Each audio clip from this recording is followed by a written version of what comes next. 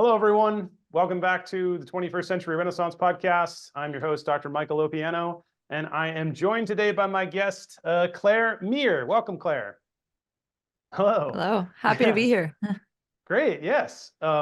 Claire is currently completing a PhD in classics at the University of Southern California. She is focusing particularly on women authors, women humanist authors in the Renaissance. For those of you who watched the second episode of our first season this year, you'll remember Latinitas Animi Causa and our interview with Andrew and Ilsa. Claire is the missing third musketeer from this classicist trio, so we're very happy to have her here today. We're going to be thinking together about this question of the 21st century Renaissance, and she's also going to talk to us a bit about her current activities with Locke and with teaching classics online and participating in a bit of a Renaissance herself. So yeah, so Claire, let's get to this question.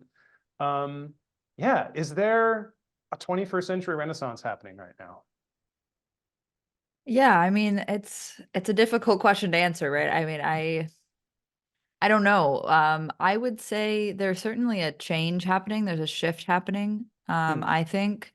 And I think that, and I've listened to previous episodes of your podcast, and I think that some of the things that have been brought up there are applicable and are happening. But I do feel that people are searching for something, that people are searching for a connection to something concrete. And I think there's a lot of, I don't know, there's a lot of chaos and confusion, right, in our modern world. And I think that people are searching for sort of some way to ground themselves. And so maybe that's a way in which we can see that Renaissance happening, whether that's through religion or through classical texts or through different types of texts, right? But I would say a tentative yes. But tentative yes. Yeah. Well, I think that's kind of my disposition thus far with the podcast as a whole. But yeah, tentative yes. So when you think of Renaissance, what does this term mean to you? How do you understand this? For example, right? I think quite often when we hear the Renaissance, or when we think about this term Renaissance today, we mostly think of something like an aesthetic movement that occurred vaguely sometime 500 years ago. And, there was Michelangelo and Da Vinci and, Venus on a seashell and, Renaissance, right? That's what that was. But is that how you're understanding Renaissance? How are you thinking about this when you think of Renaissance? Yeah, I mean, that's a good question. I think as someone who studies this period, I definitely see it as more holistic. I see it as a number of different factors and institutions changing.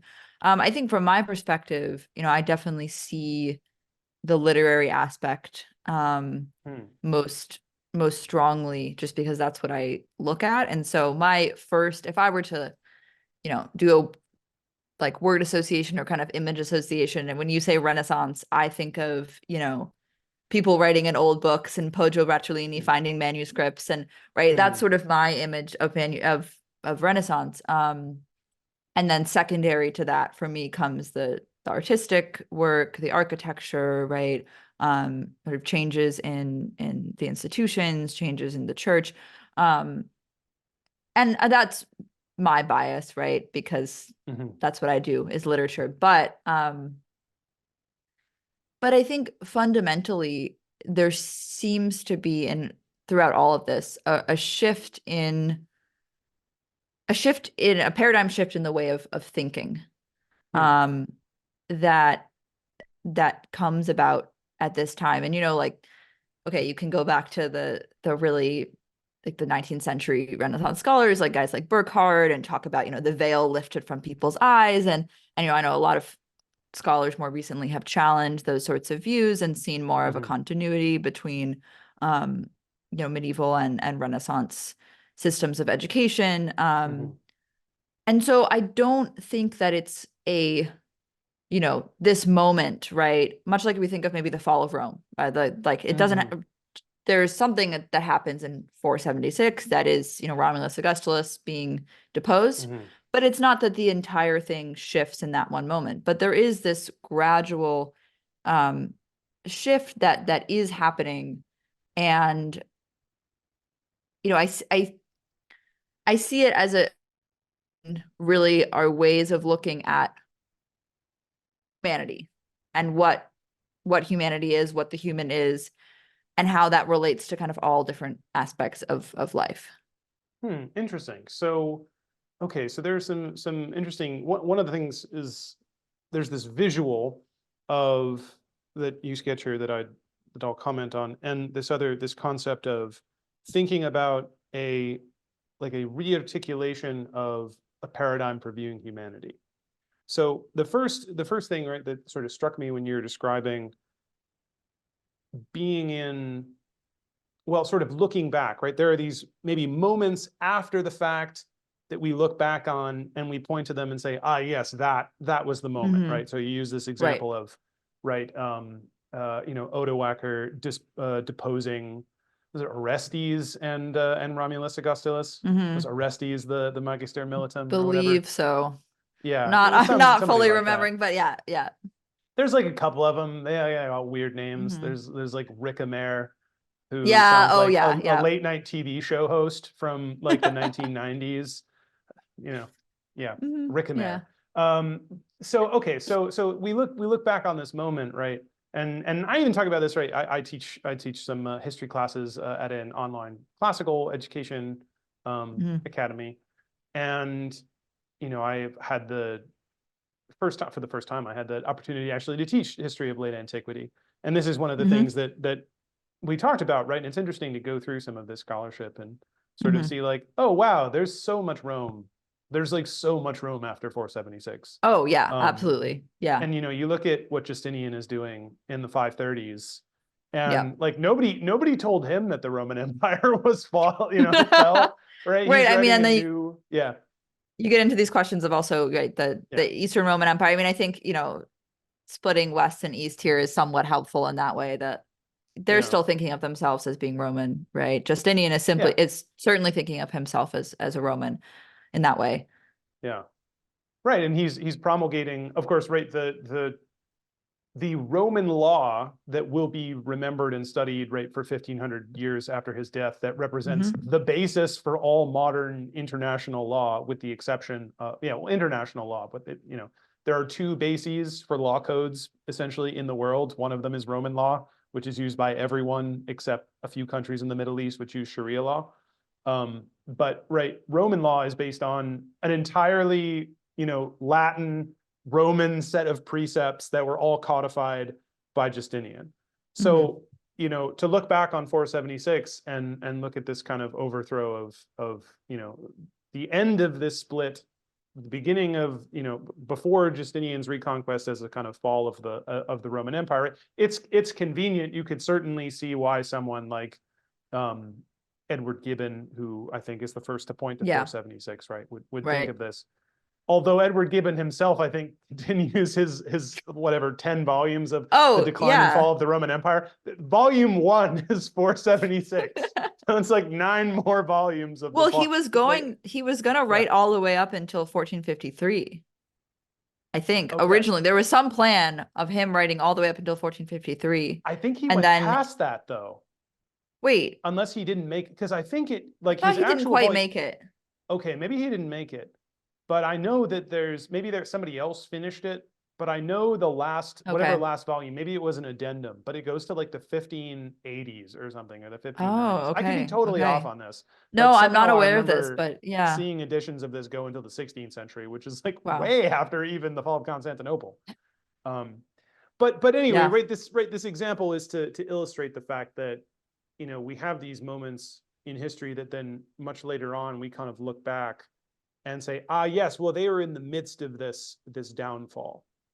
But, Right. you know, 50 years after that, that wasn't perceptible, and maybe not even guaranteed as going to happen, right? There's this kind of, you know, Right.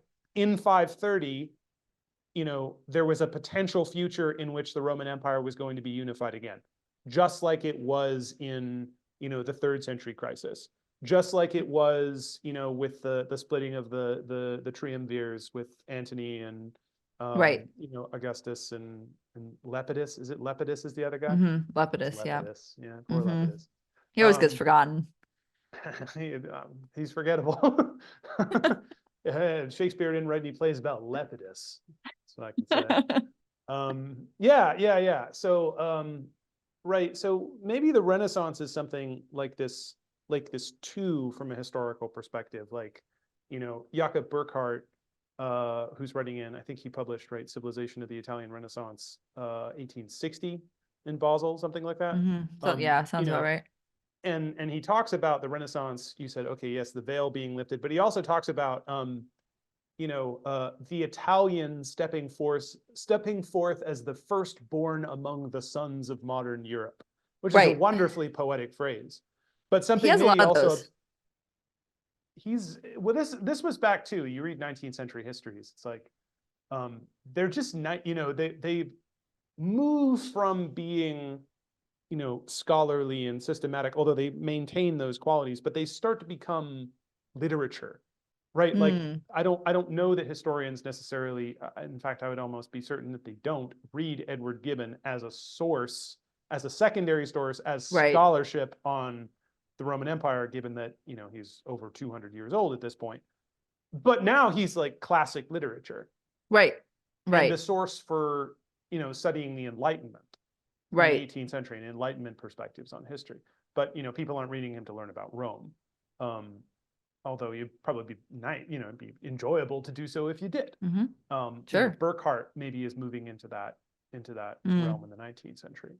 Yeah. So there's this, you know, this idea of kind of like, you know, it's almost like being in a bubble in the stock market, right? While the bubble is growing, everybody's like, you know, the .com bubble, or the, you know, the housing bubble in 2008, or this recent tech bubble, you know, whatever this was, 2021, 2022. Right? You're in the middle of the bubble, and everyone is just like, oh my gosh, everyone's going to be rich. This is incredible. And you know, after the bubble crashes, everyone goes, well, of course that was a bubble. But in the bubble, no one thinks that. Right. Well, and yeah, so I think it's, I mean, I do think that, you know, that the analogy works to a point between 476 and the Renaissance, but I think we also do recognize that, right, that it's more of that it is a process. But, you know, there are some arguments, and our good friend Tyler Patterson is one of those who thinks this way, that people actually in this time period were thinking, or at least some people were thinking of themselves as in a sort of Renaissance. And there's some, you know, inscriptional evidence and, you know, literary evidence for this, that people talk, and even, you know, Petrarch's statement about kind of different ages of time and temporality, which is something that my advisor works a lot on. And so, you know, there is this kind of recognition, maybe a nascent recognition. No, but you know, what kind of recognition? Wait, now no, I was just trying to make a pun on like the nascent, like being nascent born? recognition. Yes. Okay, good. Nascent's cool though. It sounds Yeah, you know, I don't know why I said it that way. Nascente. That's probably what it was. Nascente, yeah. But a nascent recognition maybe of there being a change, and you know, that at least some people are aware of. Now, whether or not they would have you know, called it this period of the Renaissance, the way that we think about it now, I doubt. But I think that it is interesting to think about maybe the ways that people in that time were conceptualizing like what they were going through, what was happening. And maybe that is a good kind of comparison to what you're doing, in the sense of thinking about, are we going through this period of Renaissance or this period of change? And, maybe in 100 years, people look back and say, okay, this was the moment, or this was the time. Yeah. Yeah. Well, when I think of this too, if I think of, say, Petrarch's day, mid 14th century, or even the mid 15th century, right? One of the things that was so interesting to me about the time period was that between the mid to late 1340s and about 1460, Europe was in a period of constant population decline. So I think I may have mentioned this elsewhere, but perhaps not, right? But this idea, and this was something I was kind of shocked to learn at several different points of grad school, was like, from even as early as 1317, I think 1317 is the year of the Great Famine, that basically you had the Middle Ages, you had this wonderful commercial revolution in the Middle Ages. Europe became essentially the wealthiest it had ever been in its history. I don't know if Europeans knew that. Maybe some of them did. The grandeur, say, of certain parts of Europe did not match the Roman Empire, right? There are clearly, say, parts of southern France and parts of Italy that, Italy, of course, was being lifted up by this massive empire that the Romans had built, right? It was being fed by taxes from North Africa, and it was being fed by food from Egypt. So, Rome itself was this massive million-person city in the day of Augustus, of course. But, Gallia, France, Britain, certainly, I mean, there's certain levels of prosperity, right? So, like, for example, in Roman times, in Augustus's day, you could grow wine grapes in Britain, and the next time that was possible was like 1970. So yeah, so not at least within our recent history, that's not been able to happen a lot of times. So okay, but the Middle Ages happen to have been a particularly rich time in terms of commercial flourishing and population. Continental Europe never had a larger population in its history prior to maybe about 1300. And that was larger than Roman times, even if Italy might have been about the same populated, or you didn't have cities like Rome. Okay. Yeah. But because of this, there was this overdevelopment of marginal land that occurred, that when sort of, I think particularly it wasn't necessarily temperature, but like cycles of aridity and precipitation made the marginal land unfarmable in the first, going into the 14th century. Great Famine in 1317 probably prepared Europe's population to suffer particularly poorly from the Black Death due to sort of nutritional depletion, something like that. But there was this, my point of mentioning this, right, is there's a large amount of death and retraction that occurs. And in terms of, say, the flourishing of a society, if you have a retracting population for an extended period of time like that, even if you might see things like the flourishing of painting or art or literature or something like that, that's in some ways,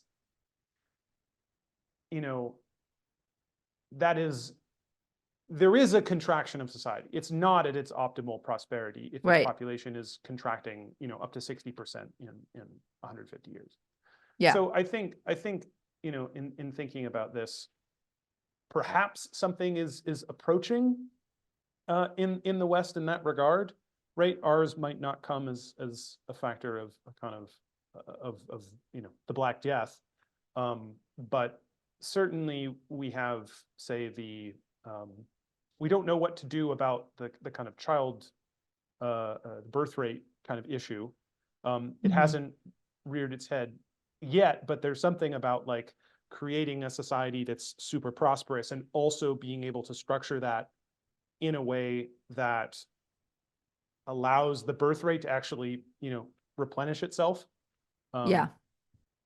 So no, I see what you're like saying. that, but But, without getting too much into speculation, it's interesting to me that amid this kind of retraction in population and what is actually an economic depression in the 14th and 15th centuries, Europe is not as wealthy in, say, 1450 in terms of just commercially, right? It is not generating as much kind of on paper economic value as is happening in, say, 1300.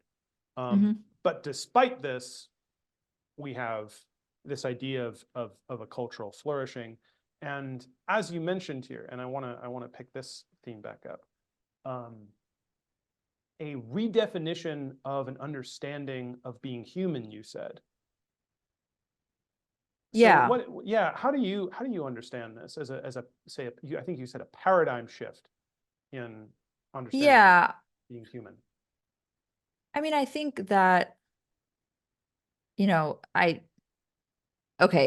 a few things here, because I don't want to, there's been a lot of scholarship written on this, and I think it is a sort of older scholarly paradigm to turn to that, and this idea that, we became here, like we didn't know that we were human before we became humans. I don't think that that's what's going on, right? But I do think that it's not like we were suddenly in the Middle Ages, like that we just lost human nature. We were in the dark about human nature. I mean, I don't think that's really, fair. And so I want to avoid that. But what I do think is going on with people like Petrarch is that he is negotiating some of the nuances of humanity in what I would say a new and kind of in an open way. I mean, and I think of with Petrarch, the ways that he's in his letters, right, which come off of the rediscovery of Cicero's letters, that he finds this way of talking about the nuances in that we all have, right, and that he seems to find the human being as valuable and very flawed at the same time, right? And so we see with a character like Cicero, I mean, that's a famous example of Petrarch's letters to Cicero, where he has read a number of Cicero's works, his oratory, his some of his more philosophical works, and upon finding his letters, finds out more about what the character of Cicero was actually like in his personal life, and has this very strong reaction to it, and writes these two letters, one of which is, one is very critical of Cicero and some of his political dealings and his wishy-washiness and all of these other things, but the other one sort of comes back and says a little bit, look, I recognize that you're human, sort of. I mean, that's how I would frame these two letters is, look, I don't agree with everything that you did, and I think you were in the wrong in certain ways, and I think that you failed in certain ways, but at the same time I can still appreciate your works and your influence and the ways that you have described the experience of being human in those letters. And I think that's that is an important shift, because it brings about this whole new genre of familiar letters, which becomes so popular in the Renaissance. And so, it's to me, I see that as a different way of expressing that then maybe leads, these humanists, and we're not talking about everyone in society writing familiar letters, right? I mean, these were tended to be people who are highly educated, but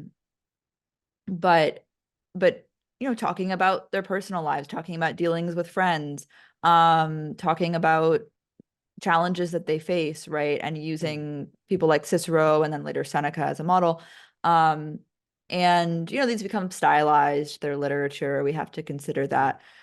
But I do see this as a sort of as an opening up, or as a way of considering considering the complexities of human life and writing about it, that seems to be new with Petrarch and with the discovery of the familiar letters. Yeah, yeah. It's interesting that you mention especially humanist attentions to classical literature.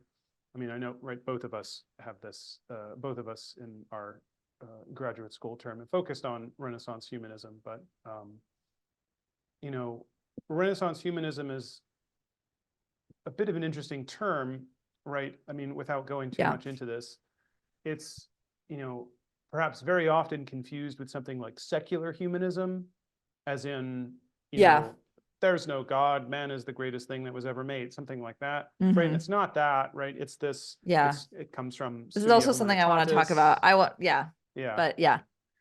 okay, we'll put a pin in that in. But, you know, I wanted to mention this in particular to, you know, I'm going to try to go for this, right? I'm going to try to go for this. It's something like,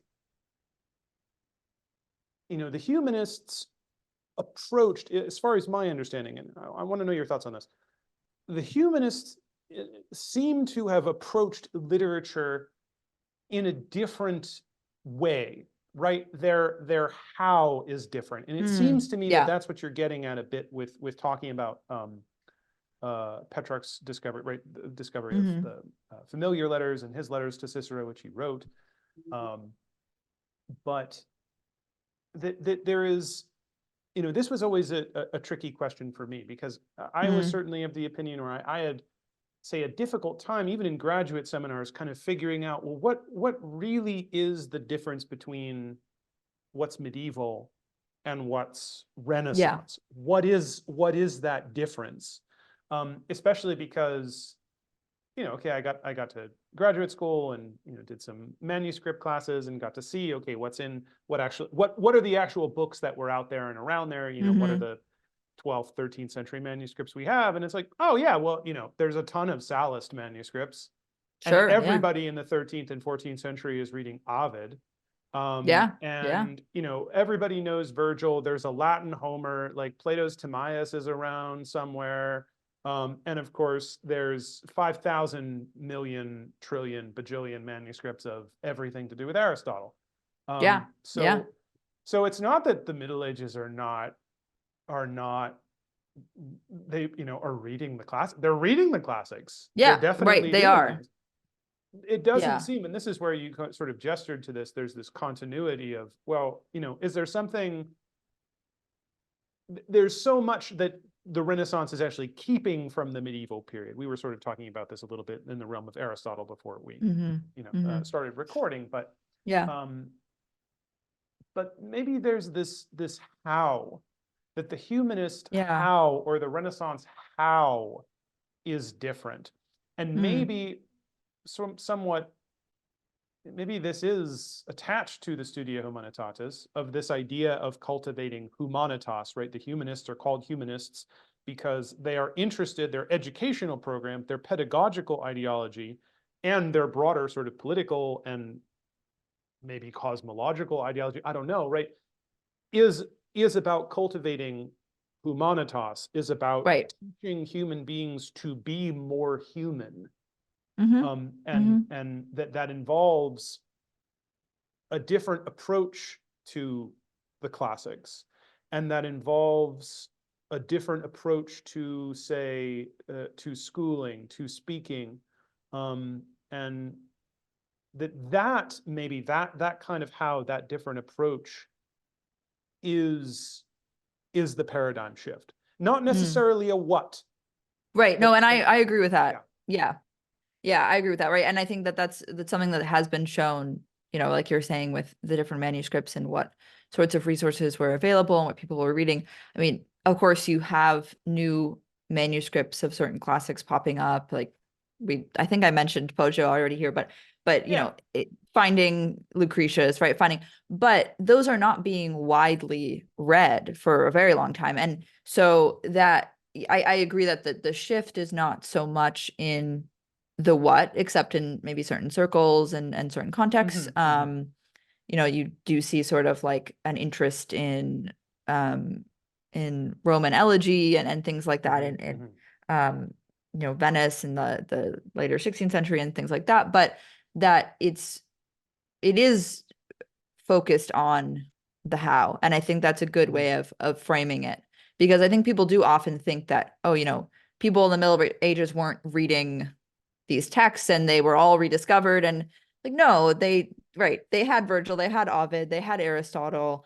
And perhaps there were some shifts in exactly, which books were focused on, or exactly, which works of certain authors were focused on. But I like the way that you frame that. Yeah. Yeah. And I think that's also, this is a good sort of, you've done a good job sort of helping me qualify what I mean there, in the sense that, there is this rediscovery of text that occurs, but that rediscovery of texts occurs, maybe based on this kind of different modal approach to the classics. And I think that I was just thinking, on the spot here, but I think that there is this excitement about the rediscovery of texts. And that even if Lucretius isn't, incorporated into everyone's academic curriculum, there is still this excitement of finding out more. But I think that is kind of grounded in this, increasing the amount of knowledge that we have about humanity and about, the various experiences of human life in different periods. And it seems like that, I mean, because you do see humanists writing to each other, like, oh, I just saw this manuscript and it's so exciting, right?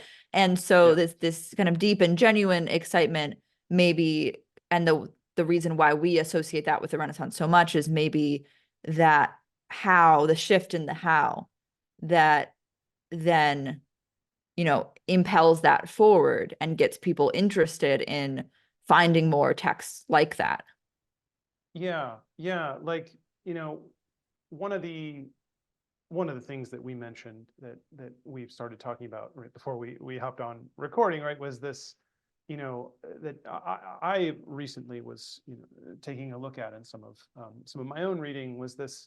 I was really surprised to find out actually just how much, despite how today we make such a huge deal about, say, the 15th century rediscoveries of Plato, how somebody like Ficino is even a household name in sort of certain philosophical or kind of parapsychological circles way outside of the academy.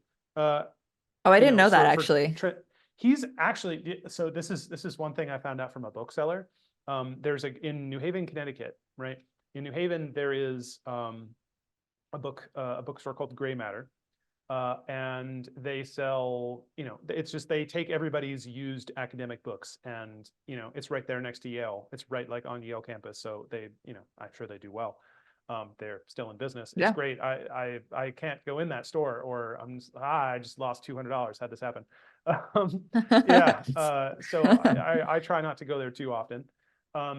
But I found out, right, that they especially like to buy. It was both from them and from a brief correspondence I had with James Hankins. He sent me this article, I guess, that talked about it. But the volumes of Ficino's Platonic theology are among all of the volumes of the Itati Renaissance Library that's put out by Harvard. They sell the best, all the Ficino Platonic theology stuff, because there are esoteric New Age people who are really into Neoplatonism. Yes. And Ficino is despite the fact that he was obviously Catholic, he was an ordained Catholic priest. They're just no, he is a priest of the secret Gnostic perennial wisdom tradition. Absolutely. And they're way into him. And this is fascinating. Yeah. So this is really interesting. He's known for that. And there are a lot of academics, of course, for whom Plato is a god. Sure. Yeah. Right. But Plato, even though a lot of people were interested in Plato throughout the early modern period after his discovery, like Ficino was excited as anyone got for like 300 years. Yeah. People read Yeah. him and they're like, interesting. Anyway, back to Aristotle. And it was, Yeah. and that was always, right, this is something I was just saying, right, Paul Grendler talks about in his history of the Italian universities. Like in the Italian universities, the lectures stayed Aristotle and Aristotle's system, with Galen and, Ptolemy of Alexandria, basically up until late 17th century. And even then there are places there are a couple of postdocs or something that opened to study like how Aristotle was still very firmly entrenched in like Germany in the Low Countries into the early decades of the 18th century before people finally like accepted Newton's physics and not Aristotle's. And there was never a stage where Plato was in kind of mainstream primary discourses like this is what we're going to teach. Right. That Plato didn't supplant Aristotle as a sort of primary philosophical thinker in that period. Yeah. Yes. And despite the prevalence of Platonism throughout this period, it's important to remember, there's still the shifts are not that kind of, well, before it was only Aristotle and then it was Plato and then because Plato, it's like, it's not, I just want to make sure that well, and I think, I think that's no, exactly. And I think that's an important point too, when we think about, humanism, even because, right, like you were talking a little bit before about how there seems to be this stickiness and how do we actually differentiate between, the medieval how and the humanist how, and, is that humanism and scholasticism? Is it something else, right? And how are those systems interacting? And because you do still see a large interest in scholastic education, right, which is based very much in well, I mean, in Aristotle, but just like humanism and based in Aristotle, but also based in the traditions of the church and in Aquinas, and you still see, I mean, Luther, I would say, is much more scholastic in his approaches and in his training than he is humanist. Like certainly he had some humanist influences, but I think there's a good book on this by Erica Rummel, who talks about this kind of like the ways that humanism and scholasticism are actually existing simultaneously, and that at a certain point there is a kind of debate, and really this happens around in some ways around the religious debates, and but that in the early 15th century, that these systems were much more peacefully coexisting than sometimes we like to imagine. And so I guess I say that just as a way of analogizing between this idea of like one system coming in and the other system maybe still being there, and there being some overlap, right? There being some combination, there being people who get training in perhaps both, there being, right, before there's more of a distinction or differentiation. And that as scholars, we like to, put a point on this is when this happened and this is when, and really distinguish and kind of, discriminate in the non-negative sense, right? To make a disagreement. But that, that doesn't always map out. I mean, that doesn't always pan out in what we actually see in the sources. Yeah. There's one of the more recent authors, I think, who's been very influential for me as far as how I've approached thinking about this question of Renaissance and also 21st century Renaissance is Ian McGilchrist. I think we may have talked about him in the past, but so author of Master and His Emissary, 2009, right? He has this whole hemisphere hypothesis where he basically talks about, right, we have these two principal, right, each of our hemispheres in our brain is capable of sustaining consciousness on its own. And each hemisphere is intricately involved in everything that we do. that what differs between them is not, it sounds actually very similar to the argument that I just made about humanism versus, what is medieval or scholastic perhaps. But what differs between them is a how, in that Yeah. the way that the manner in which they attend to the world, Yeah. how they go about their functions differs between them tremendously. And I don't know, I don't think I'll try to make a specific argument, although his specific argument is that, modern society is beset by a predominance of the kind of the left hemispheric, which is a sort of Cartesian view of the world, very mechanistic, Yeah. separation of things, putting a discrimen between, everything, right? Things are sort of discrete parts. There is, the part is the determinant of the ultimate being, right? A sort of reductionism, that if you can just reduce things to another layer of parts, then that layer of parts will tell you what the thing really is. You can sort of see this in, I think it's Richard Dawkins, right? How do you explain all of these characteristics of complex life? Well, it's really an organism is just, or is nothing but, I love this, right? An organism is nothing but a gene's way of making a copy of itself. Right? That's the selfish gene. That's the selfish gene. Oh yeah. I have that book in the other room, but yeah, it's like, and it's very atomistic too. It's very, discrete. I mean, it's like, if we're talking about Lucretius, this very atomistic, everything is based on particular parts, and that's all there is, right? I mean, you're like, you die, your body is destroyed. Like, that's what it is, right?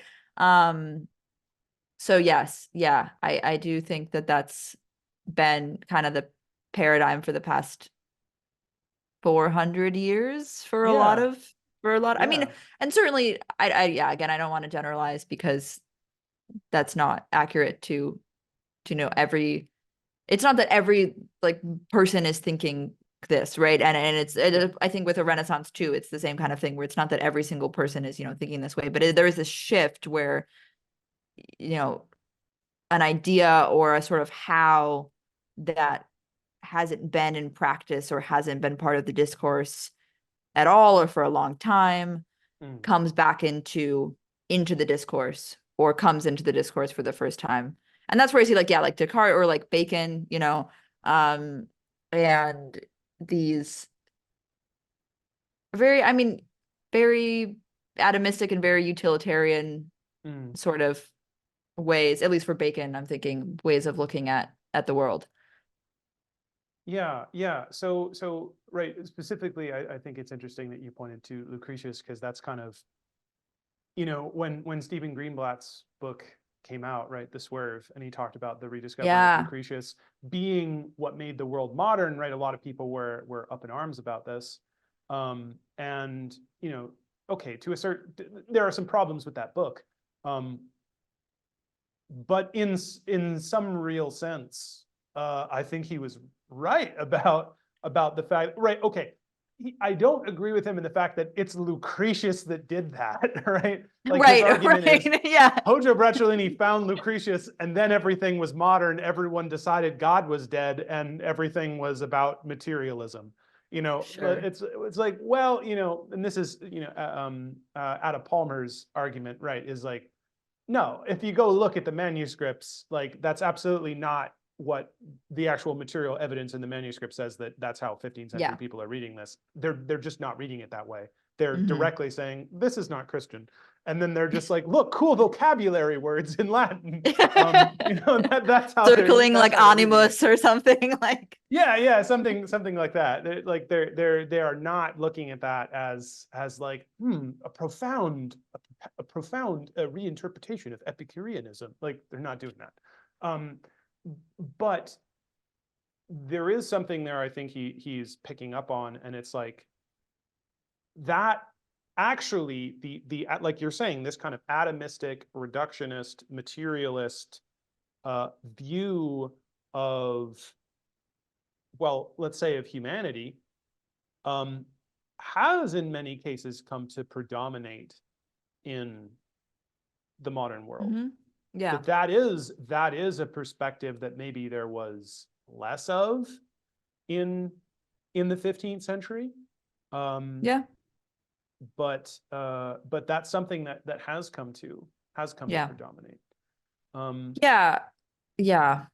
I don't think, yeah, I mean, I don't know, there's too many interesting like trains of thought here.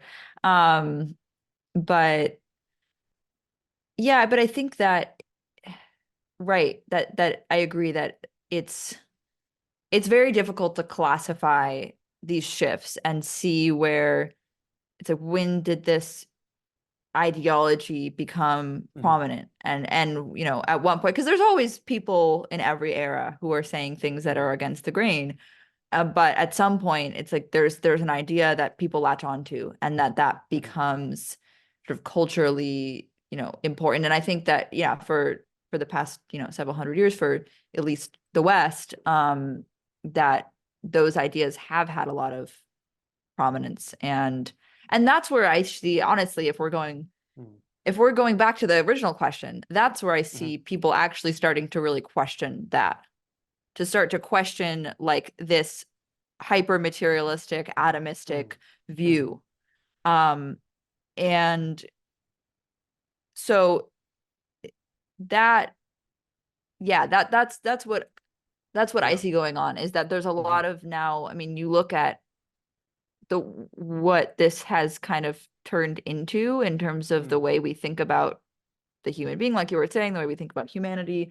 And people are I think starting to realize, like, oh, this maybe isn't really in line with humanity and human dignity. Yeah, I mean, that's a long conversation as well, and you know, a contentious conversation. But no, well, you know, we can you know, we can see where we go with that. I mean, I happen to be on the same page there. I think, you know, I've been persuaded to a certain extent. I think there's something about, say, McGilchrist's argument about, right, that there has been a shift towards materialism, reductionism, you know, things are kind of, well, and maybe even a move towards this kind of nominalism. Things are what you say they are, which was also, although I am by no means an expert in 14th century, you know, medieval nominalism, that I'm curious about this. This is another thing that I would love to learn about, is like, you know, to sort of investigate further McGilchrist's argument about the Renaissance being a paradigm shift away from a kind of from a prioritization of sort of the predominance of words. That's another element, right? He says, in thinking about the left hemispheric mode, right? The left hemisphere is all about making things into sort of straight lines, sequencing things directly, you know, kind of sharp angles, and it's also, you know, where our language centers are. So there's a left hemispheric characteristic to, you know, to language or thinking kind of linguistically. And in the 14th century, certainly scholastics, and, you know, maybe not scholastics like Thomas Aquinas, right? Because Aquinas is somebody like, you know, the top scholastic, but scholasticism as a sort of, let's just fill out Aristotle, right? yeah, That in the 13th century, this was very novel. This was exciting. This was, you know, nobody had read a lot of Aristotle, and you have William of Murbica's translation, or Morbek, however you pronounce his name. Guglielmo. He did it in Italy, so, you know, he may as well be Italian. You know, that Thomas's Summa, in applying the Aristotelian system to a way of think, and his own method to thinking about theology and Christian doctrine, is something novel in the 13th century. I don't know that the humanists ever actually, like, they never say like, oh, Aquinas. They never have a problem. Right. With Aquinas. No, they It's don't. not They don't Aquinas. really. No, it's not Aquinas. I mean, maybe like Occam, like they might have a problem with Occam, but well, yes, as a because nominalist, a right? nominal, right? Because he's a nominalist. Yeah. Yeah, and right. And this idea, right? I'm like, I don't know. I haven't read any of their kind of detailed critiques of nominalism itself, but I do know. Nor have I. Yeah, yeah. There's a literature out there, but I have not yet dared to crack it open. But I do know, right, what's one thing I really liked about, say, Paul Grenler's 1989 book on Renaissance schooling, is the degree to which he points out how the humanists changed the medieval curriculum in public schools. Yeah. Or communal schools, not exactly public, but communal schools in the 14th and 15th centuries. And how that carried over in his 2002 book into Italian universities, into what happened in the university curriculum. And one of the things he points out in particular was a movement away from something that is probably well, perhaps not so foreign to us, but I was going to say foreign to us, is the art of speculative grammar. That something like, right, students were taught, okay, there was a practical need to read, and there was a practical need to be able to copy, and there was a practical need to be able to talk in Latin as a common language. But say there was no virtue of eloquence. That was not something that really factored into it. There was no, there was not, and this is what plays into, I think, the difference in how, there was not an emphasis on the content of the classics. Only insofar as the classics gave information for how to just get the language out there.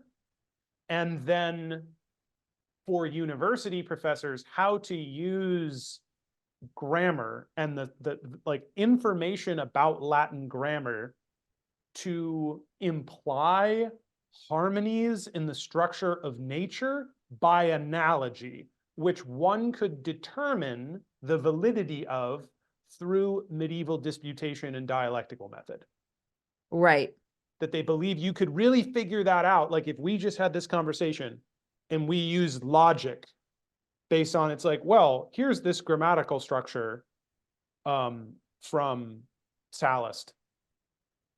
Because, the participles that follow complement one another in a 2-to-3 ratio, it stands to reason that Mars, as the third sphere in the heavenly orbit, has a similar distance relationship to Venus, right? And like they would say, but they would say that and mean it, Yeah, right. No, absolutely. Absolutely. Yeah.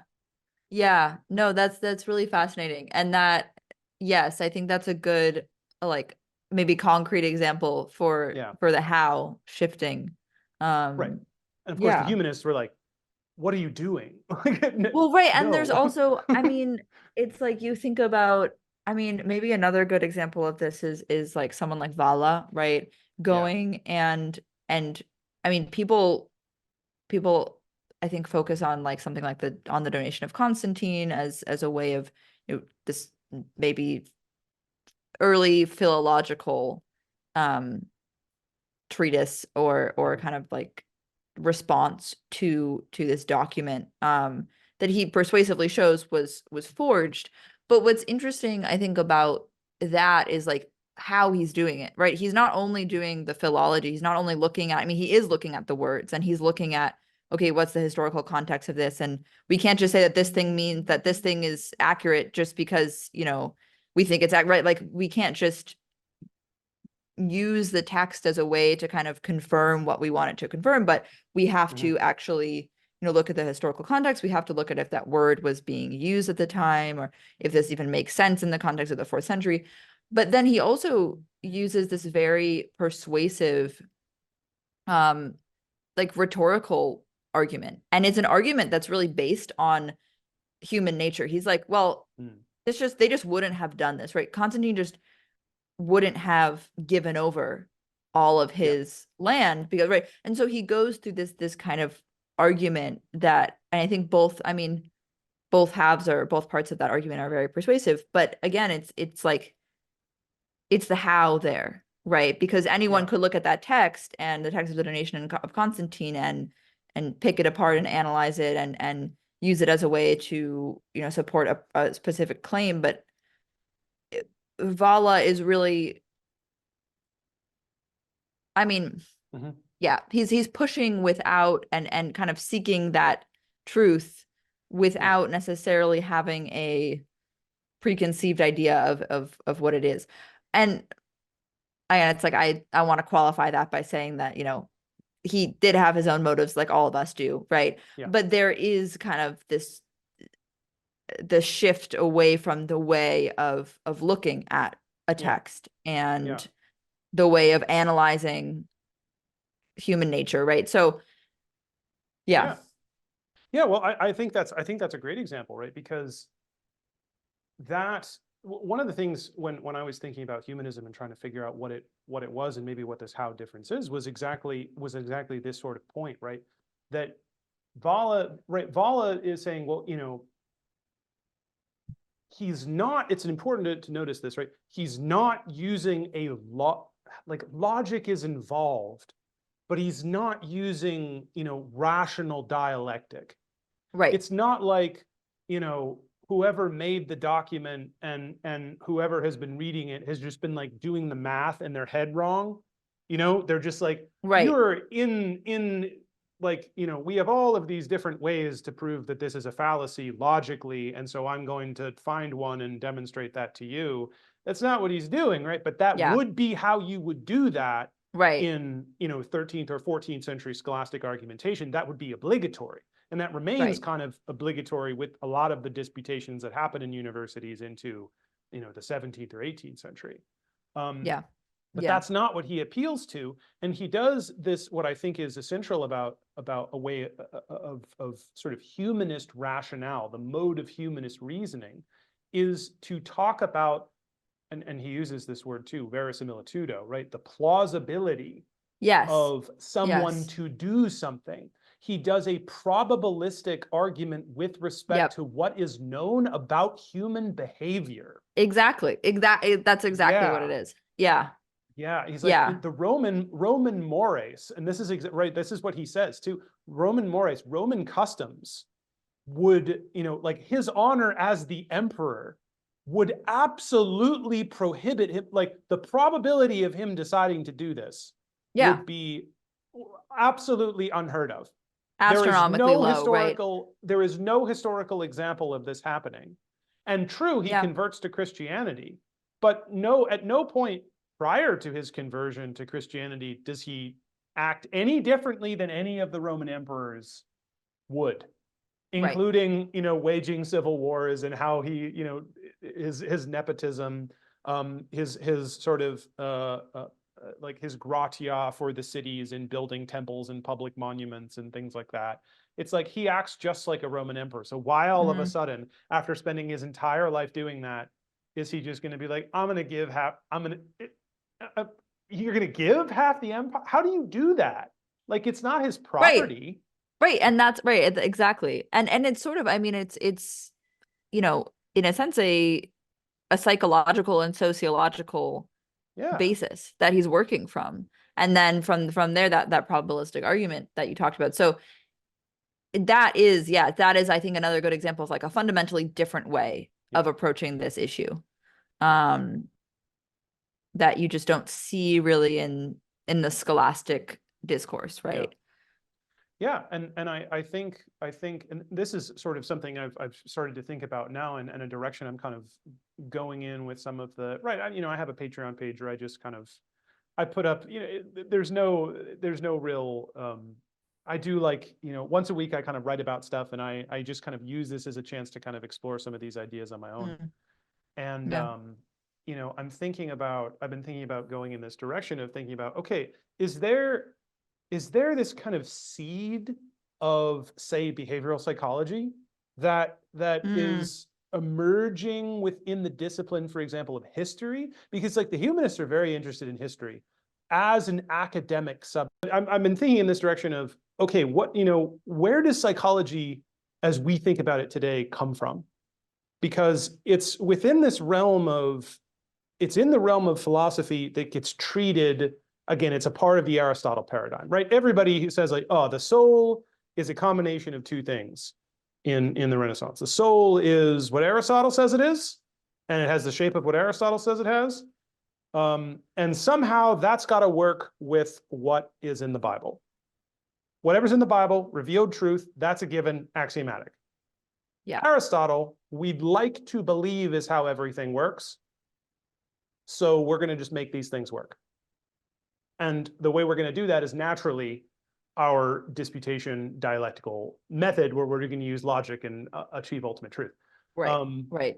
The humanists, of course, that's not, again, they're not, they're good at this method. They do practice this method, but they don't see that as the be all end all. And they become very interested in history. And they become very interested in history because they become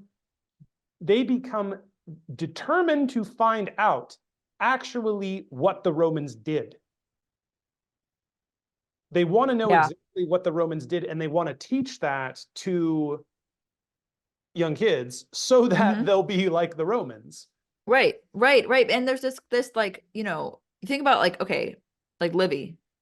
Yeah. I'm thinking about this because I'm was teaching Livy earlier, but like the exempla in Livy, right? The this is something that you can model your behavior on. This is something, or not model your behavior on, right? Or avoid. So, something to imitate, something to avoid, and that history then kind of becomes a way of teaching that. Yeah. Yeah, and there's this cult of the saints literature, right? There's hagiography that exists. Right. But it doesn't promise you things in this life, right? It's like, you should act this way because of what you're going to get in the next life. Look at this wonderful saint who did these crazy things and was, gifted with the crown of martyrdom and had a terrible death. But that was actually good because now, okay, eternal reward there. Right. And now this person's body and their relics are used to do miracles, which is great. And it's like, yeah, that is good. And there's quite strong evidence that the relics worked. We don't maybe know exactly how they work, but they did work. There's too much evidence showing that they worked, just everybody was making it up. Right, they do seem to have worked for a number of ailments. So there is a bit of truth to that, but how do you run the state? There's not a lot of saints' lives that have to do with people who run the state well. You've got, like, in the 14th century, you've got the Vie de Saint Louis by is that Joinville? I think that's Jean de Joinville, about King Louis IX. But like, that dude doesn't govern. Like, he's like, you know what? I'm gonna go crusade. And then he just leaves for like 10 years. That's not how you govern. I'm like, okay, you want to live a holy life. Hagiographies are great for that. But what do you actually look at to learn how to actually do what you need to do to conduct yourself ethically in mundane affairs? Right. It doesn't abjure eternal reward. It doesn't abjure Christianity. But how do you do this? And it seems the humanists become interested in that regard. Yeah. Anyway, so this leads me to my questions about what you are up to with your activities as a teacher. You sort of hinted at this a bit, and so you're teaching in two areas, really. So one of them, you're teaching classical literature at USC as a part of your PhD program. I'm interested to hear about your approaches there and sort of your experience, at least so far, in teaching classical literature, and what you think about that.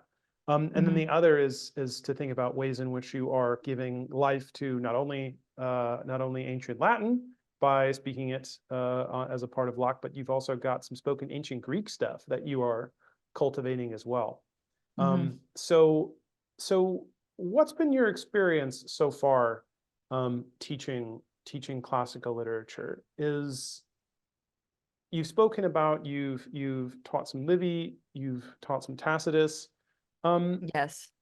What has been your experience teaching these texts in the classroom? What kind of approaches have you used? Have you found students respond to something versus not something else? I'm just curious, right? Because I'm coming at this from the place of, okay, I've taught classical literature in translation and done so specifically from this point of view of trying to make it like a humanist classroom in the sense of, hey, let's get some practical wisdom out of this. What's it been like for you teaching some of these classical texts? Yeah, so it's a good question. So I guess I should say first that I'm in this semester, and a couple semesters ago, I have TA'd. So I've been, teaching assistant for a professor, my advisor, who's teaching a class called The Legacy of Rome. And this is a class where we look at mostly literature. I mean, we talk about the historical movements, but we look at literature from, I think the first thing we do is Livy, and then we go actually all the way through to the Enlightenment period, and up to the 19th century. So we do a solid 10 weeks on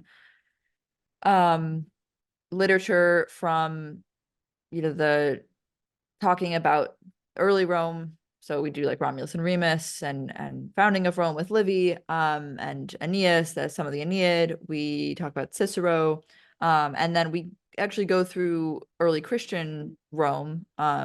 So I mean, yeah, we do Tacitus, and we're doing Marcus Aurelius this week, and then we, like next week, I'll be teaching on Perpetua, the Passion of Perpetua and Felicity, which is an amazing text. And so and then we go up to, like, we do some Eusebius and church history. And so that's kind of like the first 10 weeks of the semester. And then the last 5 weeks is focusing on this idea of legacy. So we talk about in the Middle Ages, we do like Einhard's Life of Charlemagne. We do, and talk about the parallels to Suetonius.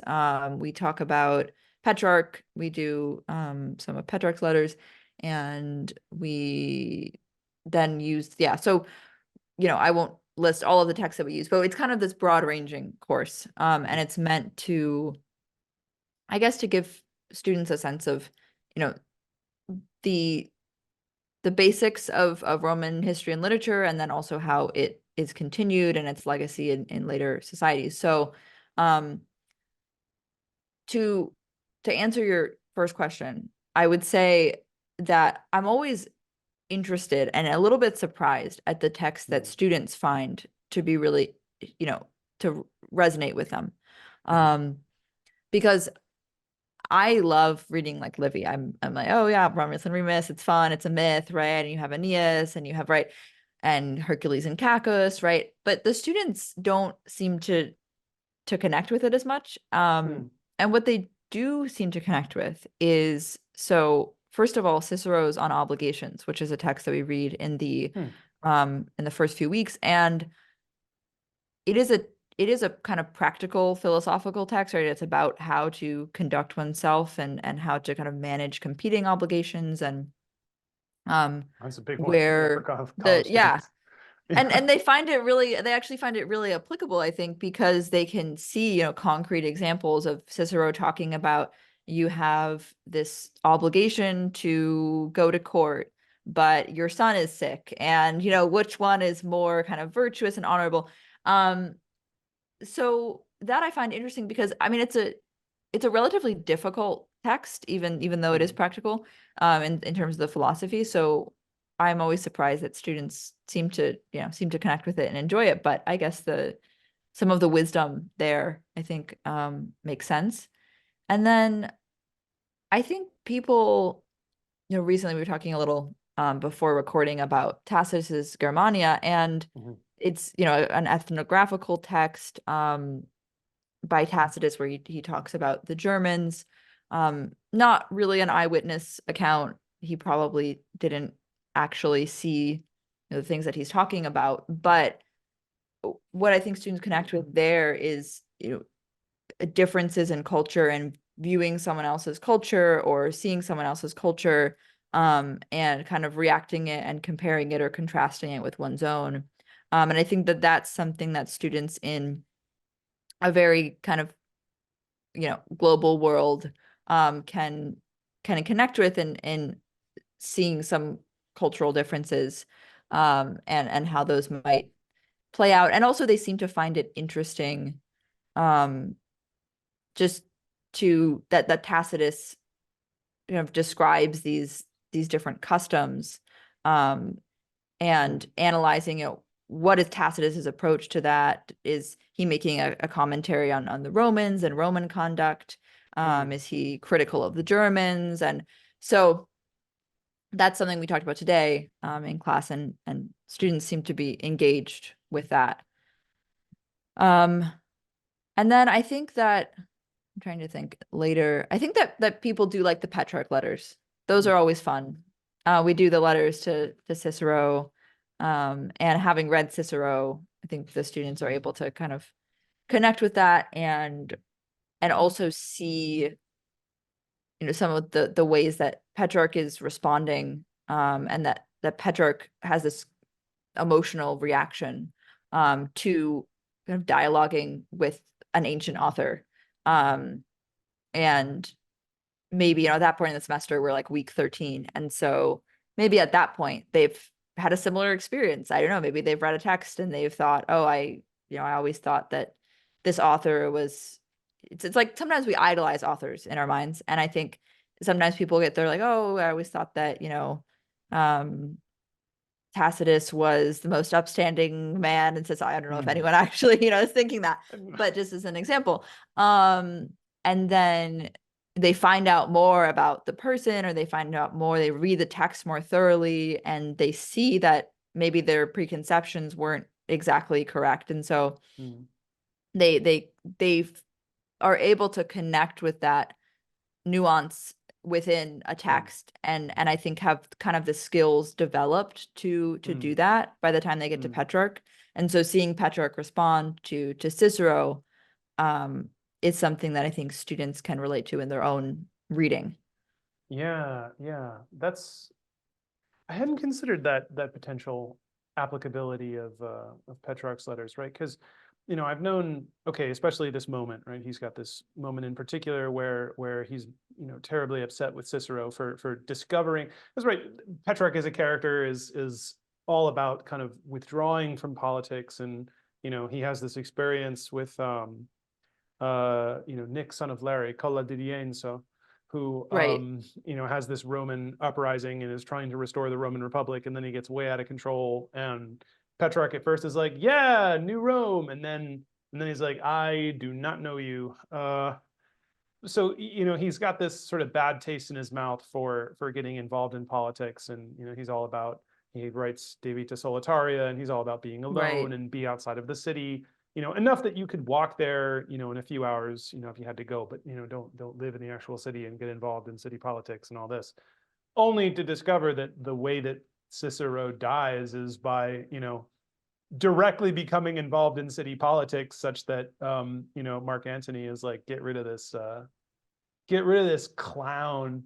So yeah. And it's like discovering that your idol is maybe not exactly who you thought they were, right? Projecting this spirit of what you idolize in a person, what you most highly value in a person, to the person that you think most clearly in your life embodies those values, only to discover that they're a full person with their own aspirations, with their own way of doing things, and that they don't align with your values.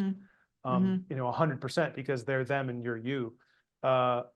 Is, I think, something perhaps that maybe college students at that point in life begin to realize is something that's maybe, at least in part, or they start to realize that maybe something that, like, Carl Jung would call the death of the father, right? Like you realize that you come back from home after being in college, or you get a job or something like that, and you start to see your parents for the people that they are, and not as the semi-divine embodiments of fatherhood and motherhood, and how you've come to idealize those two roles.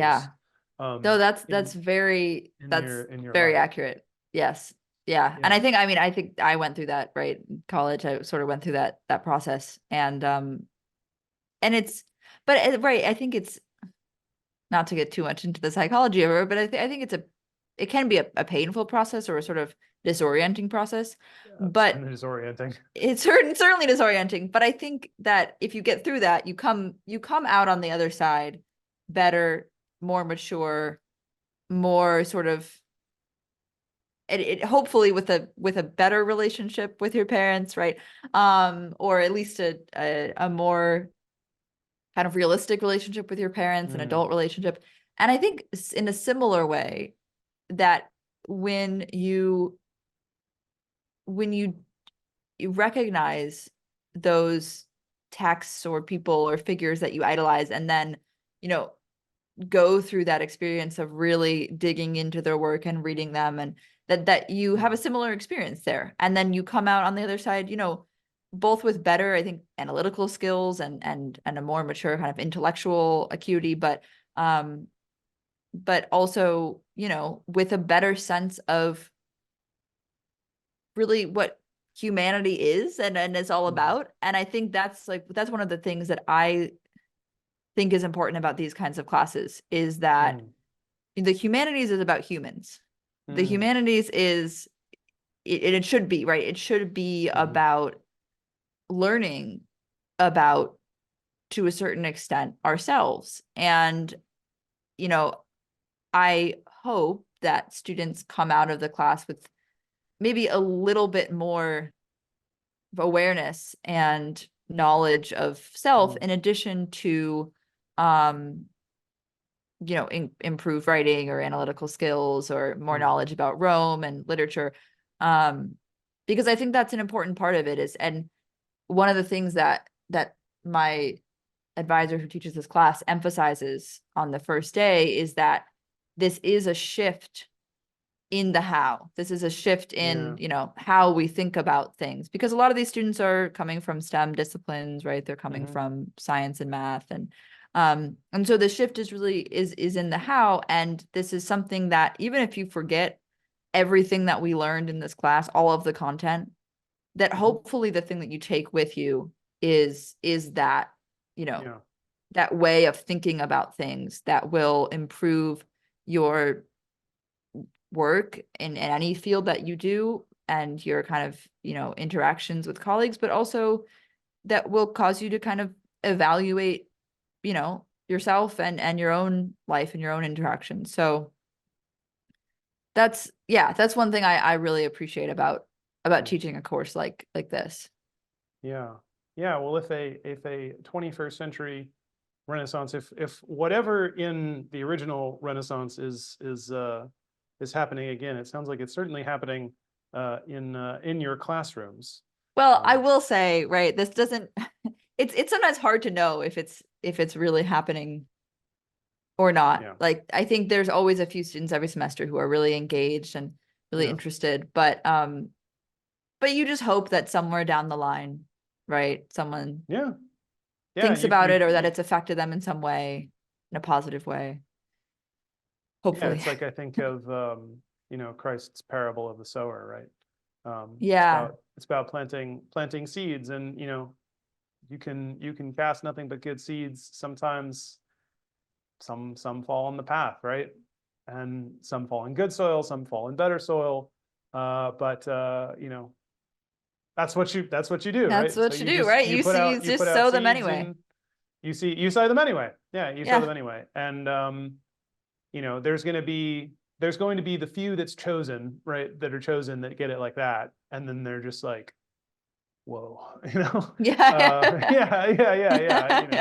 You have, right. I remember, especially in my classes at Sacred Heart University, when I would do this sort of humanities intro, sort of great books course, and sort of go through some of these key parts of maybe this Renaissance humanistic vision embodied in these texts we were looking at. And at the end, they would just be like, whoa, like, I've never, in class, like, I would just come in and I would get the content, get the skills.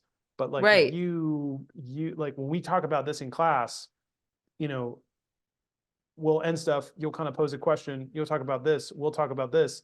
And then I will continue to think about that until I come in next week for class. I won't stop thinking about it, right? Where usually it's like, I walk in, there's class, I walk out, lights out, Yeah. And I often feel like that's kind of like what I'm doing still. And a lot of students do look at it that way. And, I don't want to over idealize like my experience as a teacher. I mean, it's a rare occurrence, right? When someone, Yeah. at least in my setting, when someone is like, wow, this really made me, think about this, but it does happen. And, and I've had students come back and say things like, thank you so much for this, like this really kind of changed the way that I thought about things, or this really changed the way that I thought about, what history is and what the humanities are. And so, that's what makes it worth it. But I think it also makes it worth it to know that maybe 5 years down the road, someone who you thought wasn't paying attention at all in class has actually gotten something out of it. So Yeah. yeah. Yeah, you never know. You never know. But to answer your second question, because I know we've been going on that's for where a long gonna go, time. right? Yeah.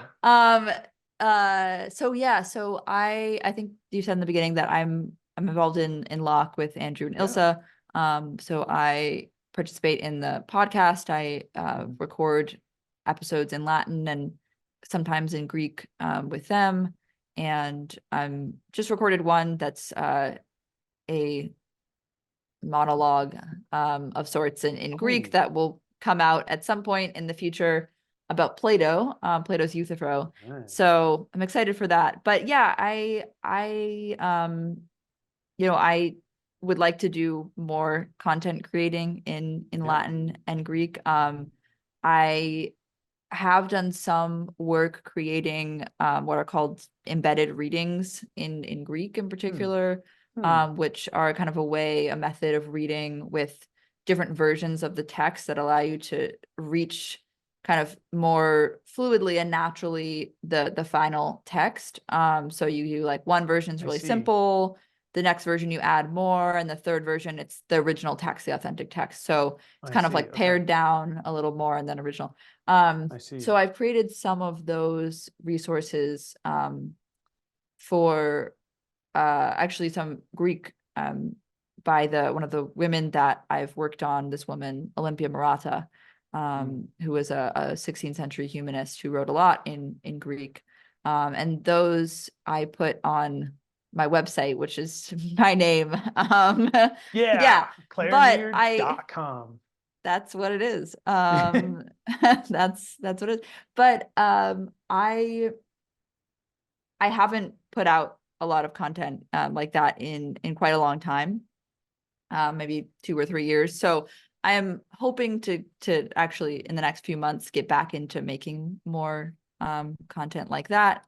And yeah, I mean, my main goal with all of that is just again to reach people and to make the study of Greek and Latin, I think very much in line with Andrew and Ilsa, more enjoyable, more accessible, and just more fun. I mean, like making it something that doesn't feel like a slog, but something that's actually, that you can actually kind of enjoy and get into and get some even entertainment out of at times. So yeah. So I would love to put out especially more content in Greek because I think we need a lot more Greek content. Latin, is starting to get more and more. There's more podcasts, there's more researches, but Greek is still lagging behind in that sense for active or spoken Greek. Yeah. I think too, that's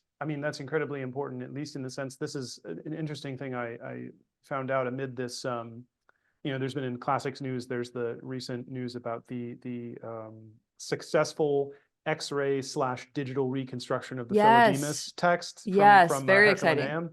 Yeah. So of course, most, if I'm not wrong, most if not all of that is in Greek. But there are, of everything that we have, sort of this, I went down this hole of saying, okay, well, how much Greek really survives, right? It's estimated there are like 25,000 volumes of Greek texts in Philodemus's library that are still buried in Herculaneum. And we only have, up to that point in history, we only have something like surviving. Like we have like a few thousand texts, like maybe like we know of a few thousand, and it's estimated that, you know, maybe the maximum number up to that point that had been written was like 60,000 that could have survived to that point.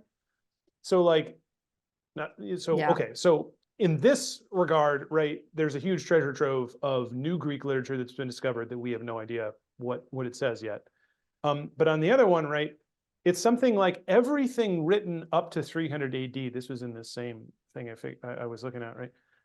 Of all of the languages, of all of the extant words of languages that, you know, that are written up to 300 AD, there is more written in Greek from the beginning of writing to 300 AD than there is of all other ancient languages, you know, Western ancient languages, meaning like around the Mediterranean, Middle East, etc. You know, Yeah. Hittite, Egyptian, Sumerian, Akkadian, all this.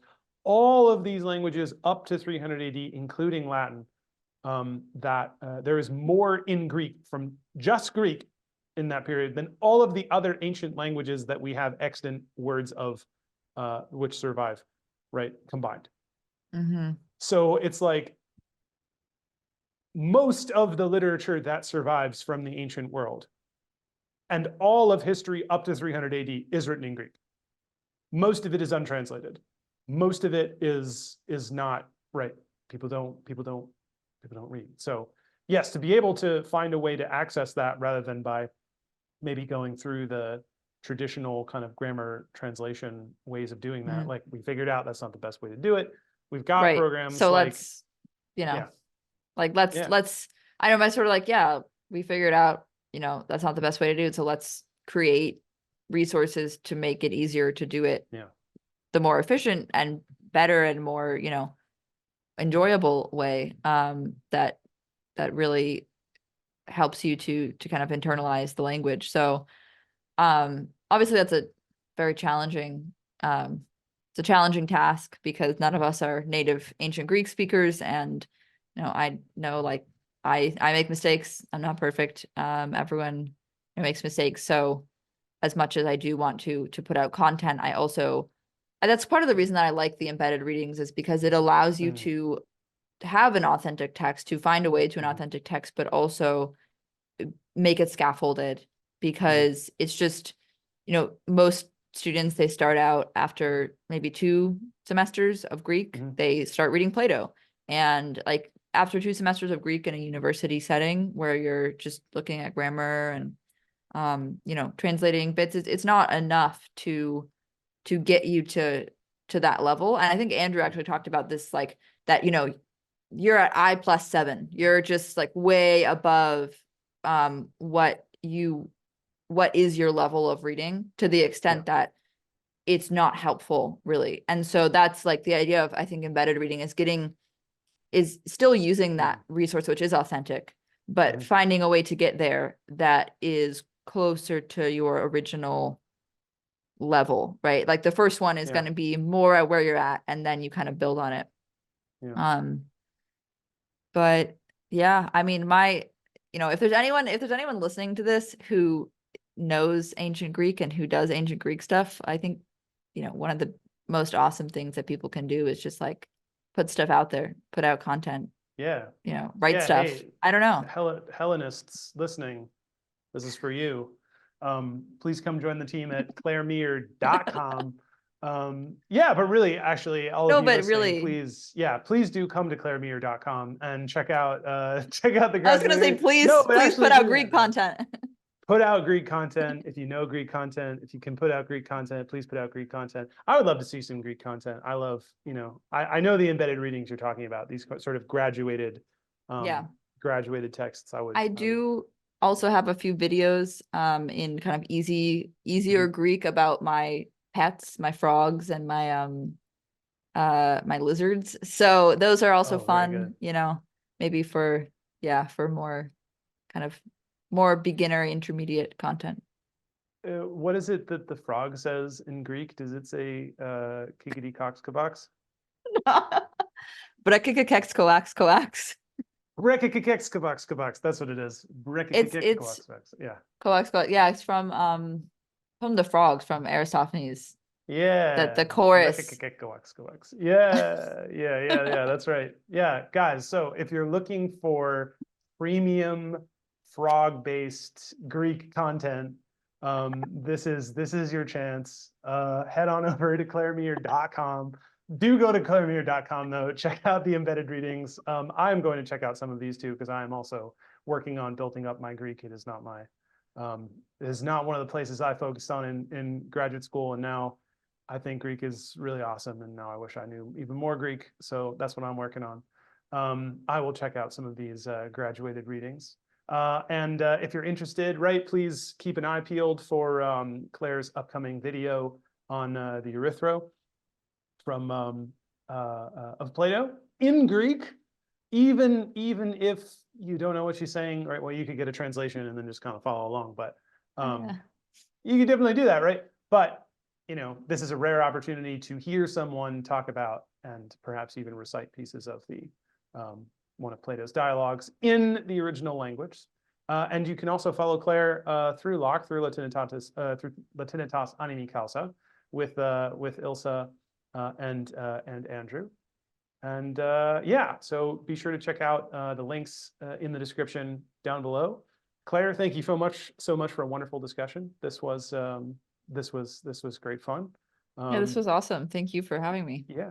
Yeah, very good. We'll look forward to you're certainly welcome back on the podcast anytime. Awesome. I feel this one is going to test really well with the in-house audience already. The studio audience is already way on board with it. So I think it's gonna test well on YouTube. So by popular demand as well, you'll have to come back. Yeah. Okay. We'll see. But I would love to. Thank you. Thanks so much, Claire. And thank you all to everyone watching and listening. We'll see you next time. Take care.